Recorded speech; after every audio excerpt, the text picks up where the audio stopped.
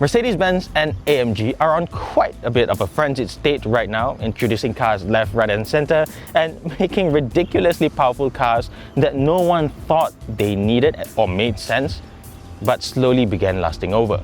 There's practically an AMG version of every mainstream model on sale today, and then you've got the AMG GT, which is a phenomenal rear-wheel drive sports car.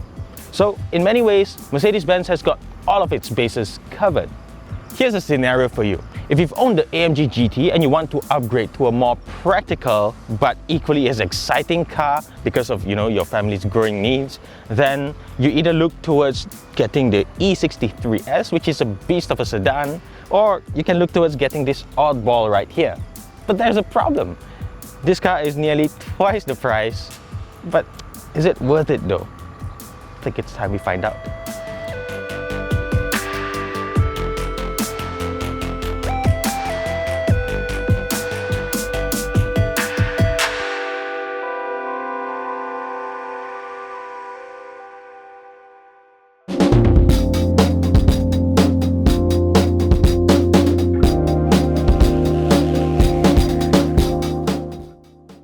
At 1.8 million ringgit, the AMG GT63S for the Coupe is both a mouthful and an extraordinarily expensive car, and it's created to fill a very niche market, like the Porsche Panamera, or in the case of the 63S, the top Panamera Turbo SE Hybrid.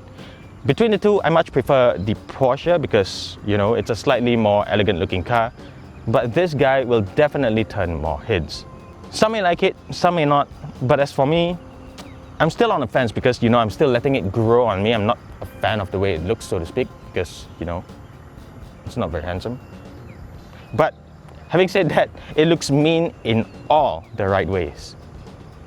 This guy gets the brilliantly stealthy graphite grey Magno paint, and Malaysian spec models get the full sporty treatment with AMG exterior carbon fiber package, AMG aerodynamics package, night package, which blacks out all the chrome, and AMG performance exhaust system.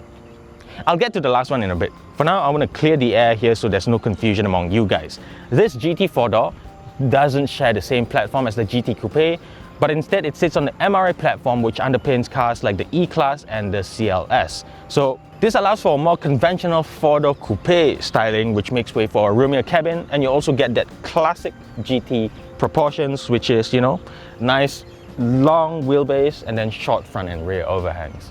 Up front, you get a conventional GT look.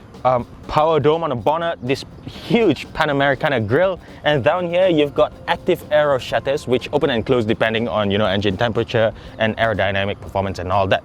And if you look to the sides, you've got air vents that feed cool air into two external radiators for the external oil coolers and whatnot. So everything you see up front here is properly functional either for cooling or aerodynamic. What's not so functional, or at least doesn't look functional, are the side air vents. I'm sure it's designed in a way to direct air a little bit more smoothly, but fake air vents in this day and age is not very cool, but at least it looks decent, and you've got this badging down here, for added effect. And then you've got this incredibly difficult pill to swallow, that is the 21-inch wheels. These are forged items and the largest that you can put onto this car, but the one good thing I can say about these wheels is that it's easy to wash. And if you look closely behind the wheels of the front wheels, you get 6-piston calipers, which are massive, and it's painted in yellow, but because of the way it looks, you can't see it half the time, so what is the point? All 4 doors are frameless, and in typical luxury GT fashion, they come with a soft closing function. Not that it needs them because the doors are relatively light and close with a convincing thud, but it's always nice to have. The profile is nice with nice soft curves that flow from the roofline as well as the shoulder line, and both of them graduate into this massively powerful haunch, and it really accentuates the car's width. At the back, this top-down model gets this really nice carbon fiber GT wing, and it's really solid. Elsewhere, you get this really slim LED taillights with integrated dynamic turn indicators, of course, and functional aero bits include this vent over here, which has actual holes, so it really is functional, and the massive diffuser, of course, which integrates the quad exhaust pipes. And remember, this still carries the Mercedes-Benz badge, so those Quad tips are exactly what it is, just the tips. The real pipes, they're inside. Inside, things become immediately familiar. There's a bit of E-Class, S-Class and CLS in here, and it is a much nicer cockpit compared to the GT Coupe. This looks properly modern and up-to-date. The steering wheel should be pretty familiar to modern Mercedes-Benz owners, except this is completely wrapped in Alcantara and it's got a flat bottom wheel. Also, there are 3 buttons right here for, your driver profiles and all that. So that is also new. The driver gets this fancy widescreen cockpit display comprising 2 12.3-inch LCD displays. Very high definition, very nice, and the colors are absolutely fantastic. This uses the similar technology as smartphones, so it's called a bonded glass surface, so it looks really nice, and the black bezels around it kind of disappear into the horizon. It's a nice cockpit, I like it.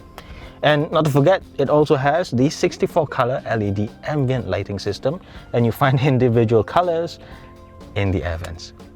The 360-degree camera system is by far the best I've seen in any car to date. It is very smooth during the day and night, very legible as well, and somehow the frame rate doesn't even drop, so it's constantly smooth all the time, day or night. So I like that. There's quite a degree of personalization here, so the driver gets to choose from up to 3 graphical instrumentation: Classic, Sport and Super Sport. This is currently in Super Sport. And the center head unit can also function as a secondary instrument panel. What I also like about this car is that it has 6 USB charging ports. It's crazy, you've got 1 here for your Apple CarPlay and whatnot. You've got 2 in the center armrest and 3 more behind. In fact, it has 2 wireless charging trays, 1 in here and another one in the back seat. Love it! Further down here, you've got a tacky piano black center console that reminds me a little bit of the GT Coupe with the V8 layout and whatnot. But instead of the rounded dials here, you've got 4 buttons on each side, again V8. And inside of each is a small display that somehow manages to look nice, novel and cheap all at the same time. Plus on the sides of it, you've got this plastic trim there. So it's a little bit squeaky and it feels kind of cheap, and this is the kind of stuff you won't find in a Porsche Panamera, for example. And then you've got the gear lever, which is positioned quite far back into the center console, and I think this is far from the most ergonomic solution, but it is what it is. But at least you've got a nice haptic touchpad here. That's pretty nice, I guess. For our market, we get the AMG performance seats, which are quite firm to be honest, but it looks nice. You've got Alcantara and leather with yellow stitching, so you've got the AMG embossment on the headrest or so that's nice. But as for driving comfort, it is okay, but I sit in a position where my shoulders are being pushed forwards. It doesn't rest quite well, which can be good for spirited driving, but on long distance driving, it can be a bit wearying. The back seats are a little bit more comfortable, to me at least, because I find the cushioning a bit more forgiving compared to the front seats, which is okay. And the legroom, as you can see, is massive, almost like E-Class massive, and I can do stuff like this. Also, I'm about 172 or 174 cm tall. I don't know which is which, but again, I've got no problems with headroom. Again, I've got a little bit of a fist here worth of space left to go, but taller people may run into the problem of hitting your head on the roof. But otherwise, I think it's okay. You've got dual air vents here, each with its own climate control, so that's a total of 4 zones. There is no air vent here in the big pillar, and the windows go all the way down. Other things I like are these yellow seat belts, which are nice. Every seat gets their own, and in the middle here you've got 2 cubby holders that you can remove to put other stuff, but God knows where you're going to put this once you take it out. So yeah, remember the USB charging port I mentioned earlier? Well, it's right here under this rather flimsy compartment, and there is also a 12-volt socket. That didn't feel too good. Overall though, the cabin is undoubtedly luxurious, but I think all things considered, the Panamera is probably just a hair better. Just a hair. Maybe things like the exposed carbon fiber trim and the hard plastics here took away some points. Now, the boot opens up hatchback style, and in the interest of keeping things clean, the latch is hidden down here. Once open, the boot reveals 456 liters of space, and it doesn't expand anywhere because the rear seats are, the individual two-seater units. So those cannot be folded, and 456 is all you get. And it's not very deep, it's just wide enough so you can fit a couple of golf bags. But that's about it. That's about it. Okay, enough talk. Let's fire this baby up.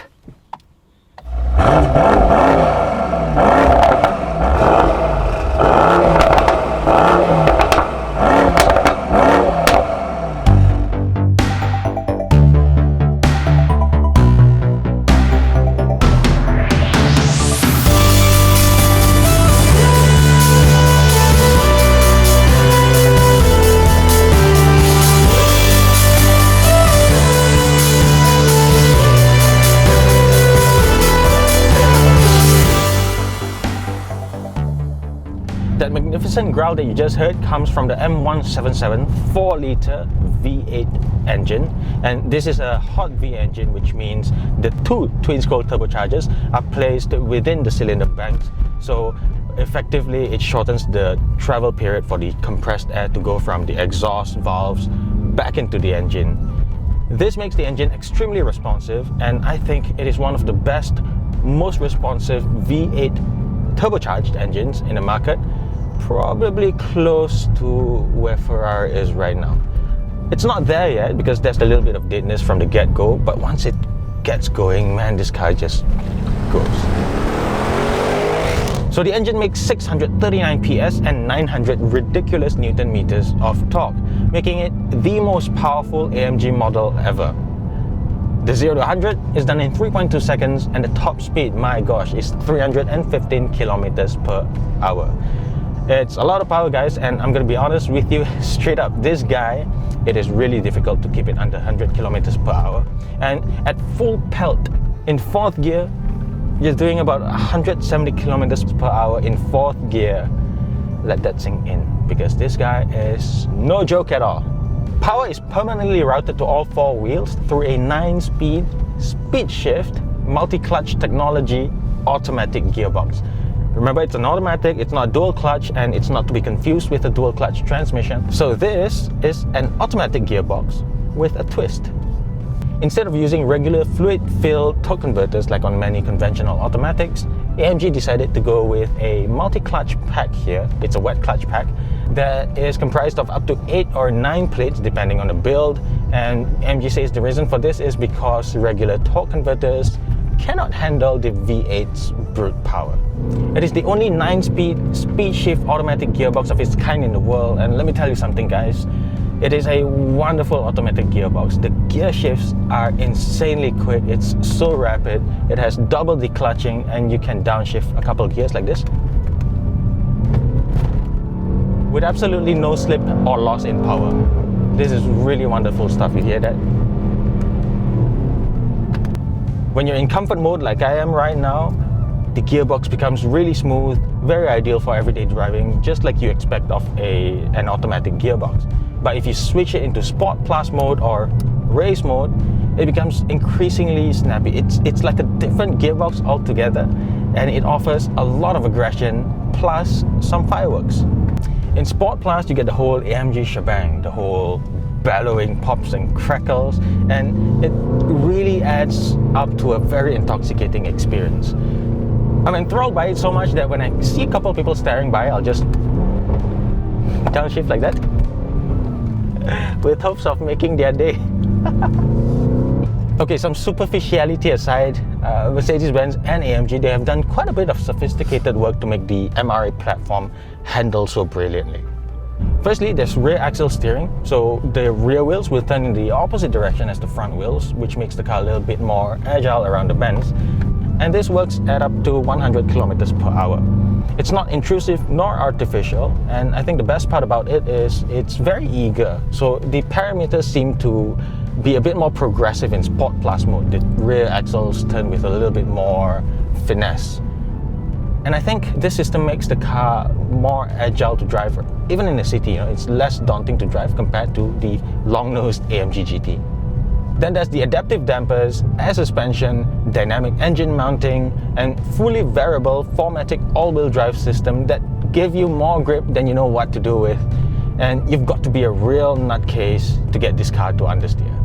The car steers accurately, brakes well despite weighing 2.1 tons, and there's no pitching nonsense despite, weighing 2.1 tons. And you can power out of a corner with immeasurable traction and neutrality.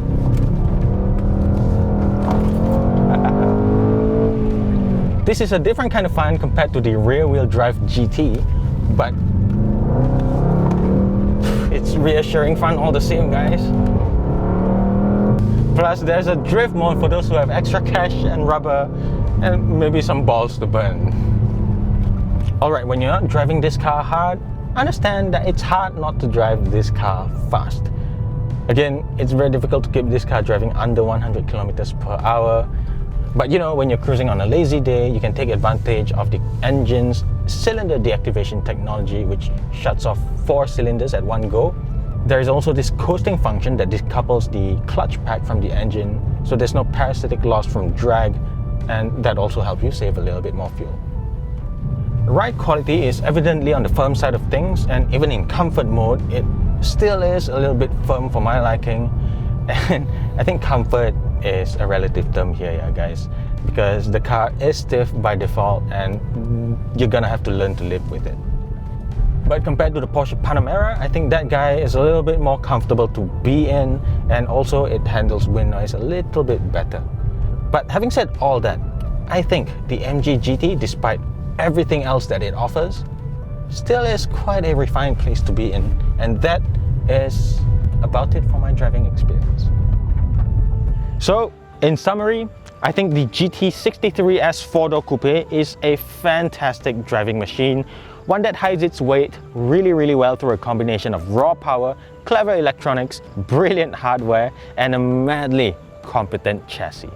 The reason for its existence is still questionable to me, because they could have simply taken a CLS and made a 63 AMG version out of it, but I'm glad they went ahead and did it for the flex anyway. All that said, would I get this car?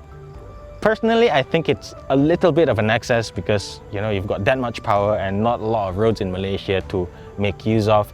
So I'll happily settle with the CLS 53 AMG and call it a day. But if you still want that magic AMG GT sauce in a more matured package, this is the one to get. Watch, share, subscribe. I think the one lah. Hit the like button. Click on the bell to get notifications. Click on the bell to get a notification. Yeah, maybe not this time. Okay, cut.